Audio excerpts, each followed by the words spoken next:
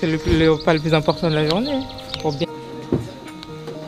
Bah, je vais chercher mon costume pour ce soir. Qu'est-ce que ça? Donc non, franchement, je suis sérieux.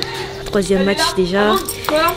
L'envie de pouvoir bien terminer cette, on va dire, entre guillemets, compétition des poules et passer à la phase suivante. On va préparer le réveil musculaire. Allez, à tout de suite.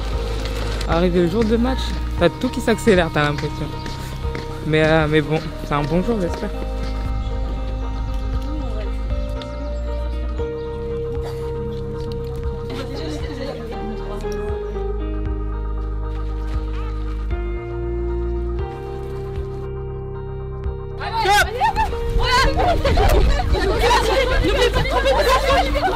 De sourire, pas mal de bonne humeur. On est déjà dans la préparation de notre match, sans le vivre avant qu'il débute, mais un petit peu avant, et on les préparera au mieux pour l'échauffement de ce soir, quelques minutes avant le coup d'envoi.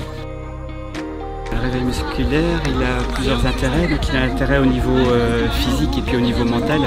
Au niveau physique, donc après une nuit, il y a les articulations qui sont mises au repos, le cartilage qui est plus trop sollicité, les muscles tranquillement, remettre en mouvement les muscles, les articulations.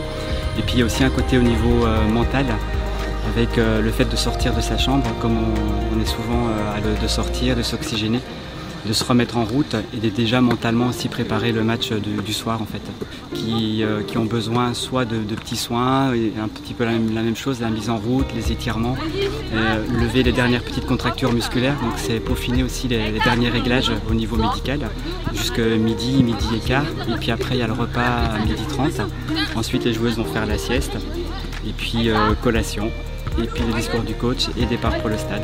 L'échauffement d'avant-match, on essaie de préparer l'organisme à produire des efforts intenses, produire des efforts de match. Donc les filles sont déjà dans leur bulle, elles sont dans leur préparation. Il y a aussi tout l'aspect psychologique qui entre en jeu. Donc...